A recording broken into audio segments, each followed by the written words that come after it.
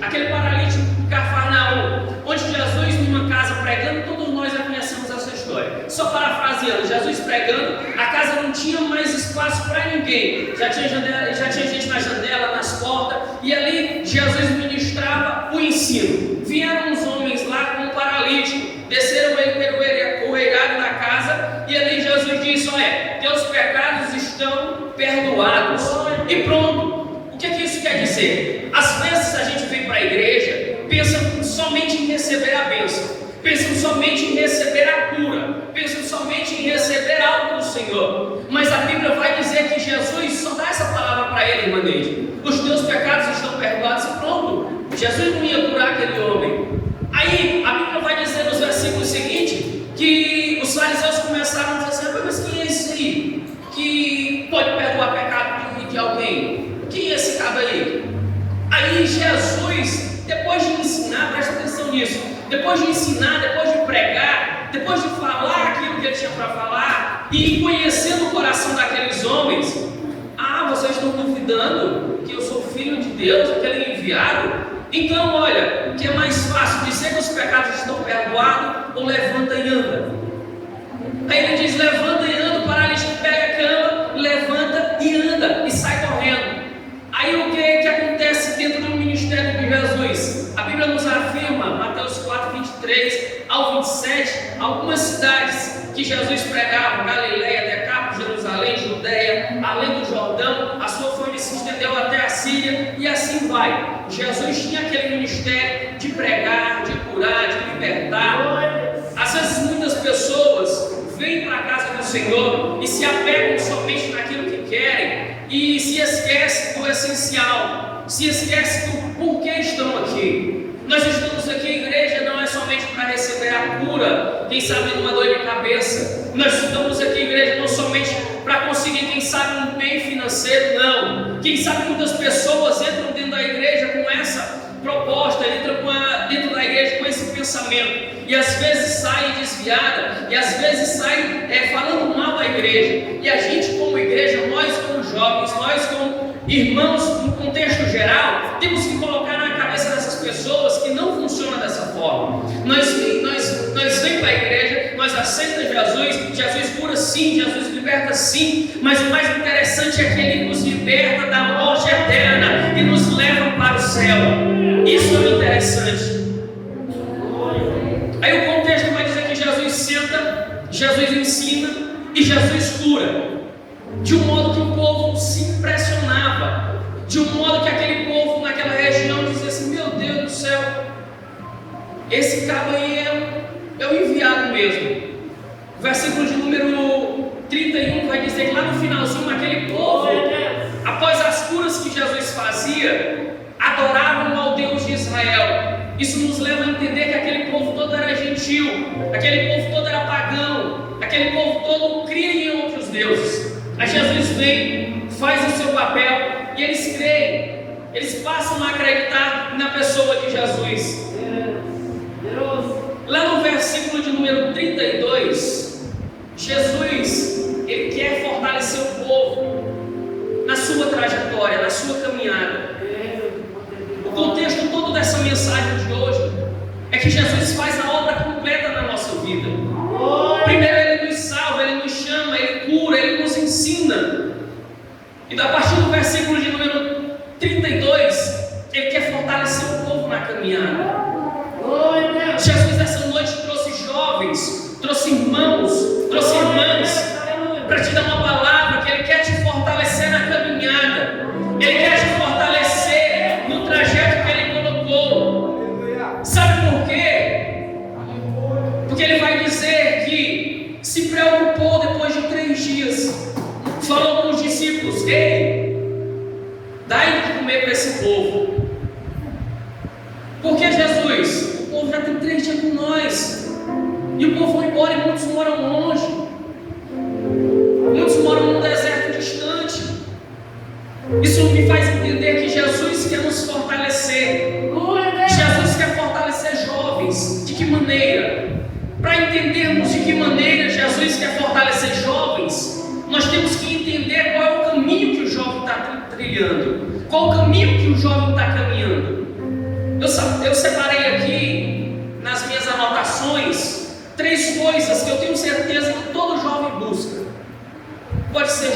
pode ser mais velho também. Presta atenção aqui, jovem, e vê se vocês concordam comigo. Os jovens, eles buscam independência. Os jovens buscam beleza.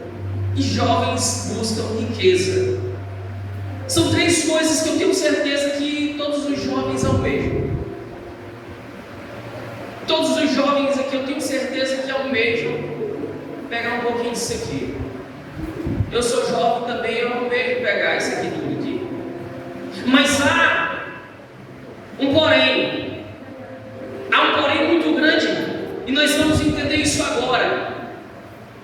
Quando o jovem ele almeja a independência, essa independência que o jovem quer, ela pode ser de qualquer forma. Ela pensa assim: não, o meu pai brigou, a minha mãe brigou, não posso mais sair com minha colega, eu quero ser independente, sair dessa casa e ir embora. Eu quero mandar na minha própria vida. Para que ficar escutando o irmão? Para que ficar escutando as irmãs do círculo de oração? Para que escutar o pastor? A independência do jovem, ela pode ser ligada a uma independência fútil. Não é uma independência baseada na palavra de Deus. Sabe quem é que lembra nós? O filho pródigo, Lucas 11:15. O rapaz lá queria ser independente, tinha tudo, como os nossos jovens de hoje em dia têm, tinha tudo, do bom e do melhor. Ele diz: não, eu quero ser independente, eu quero ser bom. Me dá aí a parte que me cabe da minha herança, papai. Eu vou bem na cidade, vou investir dinheiro, vou comprar um gado, vou comprar uma pop 100, vou arrumar uma namorada na rua, vou botar na garupa e vou sair empinando. Muitos jovens têm essa ideia aí. Se ele ri, mas ele sabe que é verdade, não sabe? Tem muitos jovens nossos que têm essa cabeça fechada, pastor. Eles querem isso, não pensam no futuro, não. A independência deles, eles querem que venham e venham de qualquer forma. Sabe por que eu falo isso? Porque eu também já tive um pouco menos de idade do que eu tenho hoje. Sabe por que eu digo isso? Porque eu não conto as vezes que eu coloquei as minhas roupas dentro de uma mochila para ir embora, quem sabe para casa de uma avó, para casa de um amigo, porque não aguentava mais as brigas dentro de casa, de mãe, de pai, achava aquele povo enjoado, aquele povo só me dava trabalho. Eu digo: não, eu sou certo, eu tenho que ir embora daqui, que eu não aguento mais. É por isso que eu digo isso, sem base nenhuma, irmão inocêncio. E eu fico me perguntando: meu Deus do céu, se eu tivesse ido embora naquele dia, com aquela mochila nas costas, o que é que teria sido da minha vida, irmã Nalete? Será que eu tinha achado pelo menos alguém para botar a mão em cima de mim? Mas você passa aqui uma noite. Será que eu tinha achado? Tinha não, jovem. Tem ninguém que vai fazer isso por você, não. Quem faz isso, quem apoia os pais, são os irmãos da igreja, as mães que estão toda noite orando pelos filhos, e às vezes nós não damos o valor necessário. Às vezes nós não damos esse valor necessário. É preciso que eu fale isso direto para os jovens. Por quê? Porque eu queria que alguém naquela época tivesse me falado isso desse jeito que eu estou dizendo. Eu queria que alguém tivesse me falado isso, mas ninguém me falou. Querem ser independentes, vamos correr. Querem ter beleza. Gênesis 39, versículo número 6. A Bíblia vai dizer que José já estava comandando toda a casa de Potifar. E no finalzinho do versículo 6 vai dizer que José era um rapaz formoso. O jovem busca a beleza. Ele busca uma formosura. E que nos últimos dias eu tenho me impressionado com que beleza avassaladora é essa, irmão. Eu vou falar porque nós vemos, nós não somos cegos. Se nós não falar, pastor, quem está pecando é nós. Jovens, posta foto, decente, posta. Jovens, posta vídeo dançando, posta. Posta muito, não posta? Posta, irmão. Isso é certo. A Bíblia vai dizer que José comandava a casa do rapaz toda. José era bonito, era famoso. José tinha tudo para cair com aquela mulher. Tinha tudo para pegar a mulher do patrão. Dizia assim: eu vou derrubar ele e agora eu vou ficar no lugar dele. Jovem, saiba de uma coisa: não é o emprego que você está, é a pessoa que você é o caráter que você tem, quando ninguém está te olhando, quando não tem pastor te vendo. É isso que vale para Deus. É isso que vale para Deus. Vamos correr. Todo jovem busca riqueza. Todo jovem busca riqueza. Mateus 19, 16 em diante. O jovem rico chega para Jesus: Jesus, o que preciso eu para ser salvo? Aí Jesus disse assim: rapaz, tu é o bichão mesmo, hein? Segue todos os mandamentos, obedece teu pai, segue todas as leis bonitinho. Aí disse assim: se for só isso, olha, desde a minha mocidade eu tenho feito isso já. Eu respeito pai, respeito mãe. Mas aquele jovem, ele tinha um desejo tremendo na riqueza que ele tinha conseguido de herança no seio. Muitos jovens almejam início na sua vida a riqueza. E às vezes nós temos exemplos, irmãos. Eu conheço exemplos de pessoas que adquirem a riqueza material e a riqueza espiritual sai da vida dela. É pecado ser rico? Não é pecado ser rico, irmão. É pecado fazer que nem um jovem rico. Vende as tuas coisas e me segue. Vem ser meu discípulo. Vem ser um aluno meu. Ele diz: eu? Largar minha Ferrari, vou não. Largar meu ar-condicionado para ir para o deserto, vou não. Isso é pecado. Jovem, presta atenção no conselho que Paulo dá a Timóteo. 2 Timóteo 2, 22. Olha o que ele diz: foge das paixões da mocidade e segue a justiça, a fé, o amor, a paz com aqueles que com o coração puro invocam o nome do Senhor. Segue com o coração puro com aqueles que invocam o nome do Senhor. Eu me converti lá no tempo que nós morávamos no Maravilha, no Junipá. Presta atenção nessa história. Para mim chegar até a igreja, eu tinha que passar no Maravilha, pastor, e ver meu pai, minha mãe, quem sabe, os amigos, os irmãos, lá na farra, com som alto, bebendo cachaça, fazendo um churrasco. Aí eles diziam assim: olha, o Juliano passou. Aí quando diziam um assim um para o outro, o Juliano passou, que ele olhava, eu não via mais eu, porque eu andava muito rápido, mas eu tinha uma estratégia. Eu disse assim: eu vou passar em cima dessa ponte que eu não vou nem ver. Eu mirava naquela ponte, no meio daquela ponte, fazia a curva daquele Maravilha, passava naquele quebra-mola, acho que não dava 2 segundos. Mas por que, irmãos? Porque eu dizia assim: se eu olhar para lá, vai me dar vontade de dançar aquele forró. Se eu olhar para lá, vai dar vontade de eu estar lá. E eu que vou não. Eu acelerava aquela moto que eu podia virar a cara e eu vinha embora para a igreja. Aí sabe o que é que eu fazia? Eu vinha para a escola dominical. Da escola dominical, ao invés de voltar lá meio-dia para comer aquele churrasco, eu ia para um churrasco melhor da casa da irmã Neide. Aí chegava na casa da irmã Neide, nós comíamos, almoçava, o buchinho cheio de farinha, passava a tarde todinha lá dormindo naquele sofá de cara para cima. Oh, coisa boa! E o meu coração me alegra porque eu não voltei para aquele churrasco lá. Até hoje eu estou aqui dizendo que Jesus é bom e que Ele muda a nossa vida.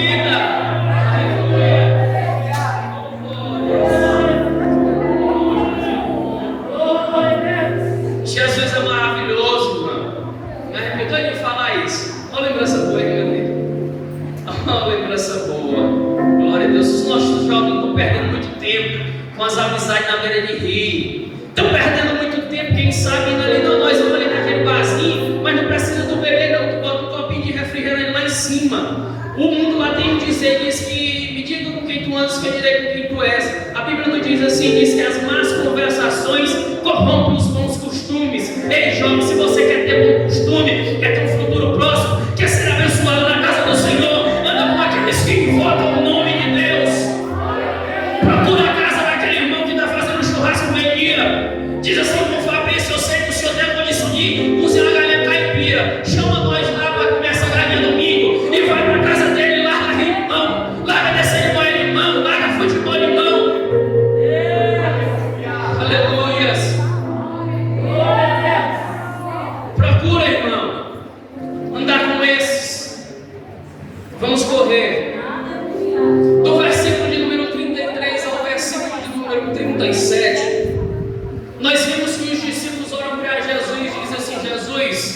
mas não tem nem condição, no meio desse deserto, não arrumar tanto pão para dar para esse povo. Não tem condição. Como é que nós vamos arrumar isso tudo? Não tem, Jesus, aqui, ó, não tem. Jesus tem não. Aí Jesus pergunta: o que vocês têm? Aí um aparece lá e diz: eu tenho 7 pães e alguns peixinhos. Pode ler no texto, no versículo da Bíblia diz: eu tenho 7 pães e alguns peixinhos. E o que me intriga, eu falei isso aqui naquele grupo de jovem passado, mas só foi uma pincelada, que eu disse que os discípulos mostram para Jesus 7 pães e alguns peixinhos. Jesus toma aqueles pães e dá graça, mas Jesus ele dá graça, pastor, pelos pães e pelos peixes. Não é peixe não é pouco não. Tem muitas pessoas que têm dentro de si um sentimento de desprezo por ele mesmo. Quem sabe carrega um nível da sua vida, um trauma lá de antigamente, um trauma de ter que não estar dormindo, não ter dado certo, um trauma de quem sabe ter vindo em cima desse púlpito, pegado no microfone, ter gaguejado, não ter saído nada, e assim desceram e nunca mais fizeram nada com o Senhor. Tem gente que pode carregar traumas que nem esse. Tem pessoas que pensam que aquilo que tem é muito pouco e não vai satisfazer. Mas deixa eu te dizer uma coisa aqui. Presta atenção nisso que eu vou lhe dizer. Deus, Ele torna um pouco que você tem em alimento para saciar uma multidão. Deus, Ele pega um pouco que você tem e torna muito para saciar uma multidão. Deus, Ele torna isso muito. Aí, irmão Juliano, você fala isso sem princípio, sem base. Só porque tu achou isso aí que Jesus multiplicou esses pães, esse texto está falando isso. Não. Sabe por quê? O livro de 2 Reis, capítulo de número 4, chega uma mulher assim com Eliseu e diz: ô rapaz, o marido meu morreu, ó. E Eliseu olha para ela: e aí, o que tenho eu com isso? E ele deixou conta demais, deixou muita conta para me pagar, deixou muita dívida. O que é que eu faço? Me ajuda aí. Aí Eliseu olha para a mulher e diz assim: o que é que tu tem? O que é que a mulher vai dizer? Eu não tenho nada. Eu não tenho nada, só uma vasilha com azeite. Como é que a pessoa diz que não tem nada, depois diz que tem uma vasilha com azeite? Muitas pessoas aqui têm muitas coisas para oferecer dentro da casa do Senhor. Estão dizendo que não tem nada. Estão dizendo que não são despreparados, que não tem condição. Muitas pessoas dizem isso dentro do seu interior. Aí eles dizem assim: tu não tem nada, mas tem uma vazia. Então faz o seguinte: pega essa vasilhazinha, um pouquinho de azeite que tu tem aí, entra dentro da tua casa com os teus filhos, pega vazia para todo mundo emprestado, entra na tua casa, fecha a tua porta e começa a despejar azeite dentro dessas vazias. Começa a despejar azeite dessas vazias, que tu vai ver o que vai acontecer. Aí o que a mulher faz? Vai lá e faz o que eles te mandaram. Olha aquele monte de bacia lá e diz assim: só um pouquinho de azeite, olha, não tem nada. Aí ela começa a derramar. Olha, encheu uma. Aí traz outro, traz outro. Olha, encheu duas. Traz, menino. Aí começou a encher. Ela disse: traz mais, menino, traz mais. Não tem mais, mãe. Mas está jorrando, traz mais, não tem. É assim que Deus vai fazer quando você colocar o seu talento nas mãos dele. Ele vai prosperar, ele vai te levantar. Ele vai dizer assim: olha, agora você vai fazer e eu vou multiplicar em cima dessa terra.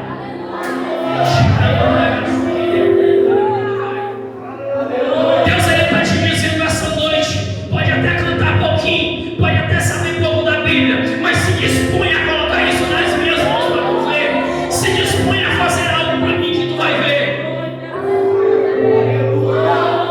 Aleluia.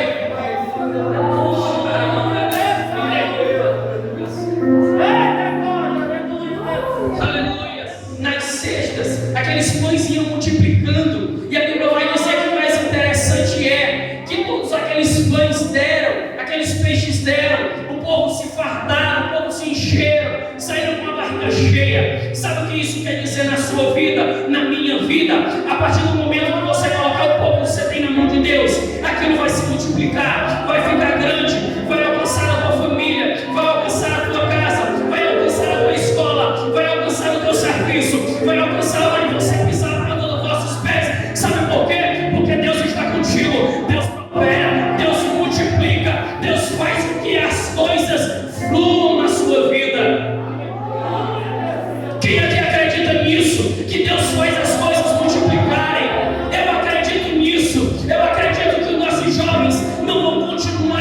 que estão nesse ano, ou no final desse ano, ou no ano que vem, mas os jovens vão, a partir dessa noite, dizer assim: Deus, canto um pouco, canto, mas vou ensaiar, e sabe que eu quero estar lá no culto, e quero louvar, mesmo que o homem ache ruim, mas eu vou estar louvando o teu nome, e minha vida vai ser uma bênção nessa terra. Deus vai me honrar, Deus vai me levantar. Dessa mocidade ainda vai sair pastor. Você crê? Levanta a mão, mocidade. Dessa mocidade eu creio que vai sair grandes cantores. Dessa mocidade eu creio que vai sair pregador para todas as nações.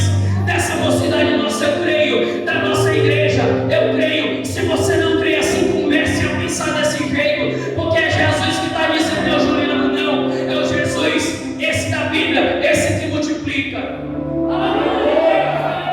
É Ele que está dizendo, é eu não, é a Bíblia. Ah, o irmão Juliano está falando assim porque está sabendo da minha vida. É não, irmão.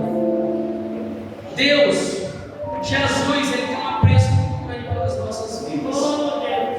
Jesus, Ele zela muito pela igreja dele, zela muito pelas aqueles que Ele escolheu, aqueles que Ele trouxe, aqueles que Ele curou, aqueles que Ele ensinou.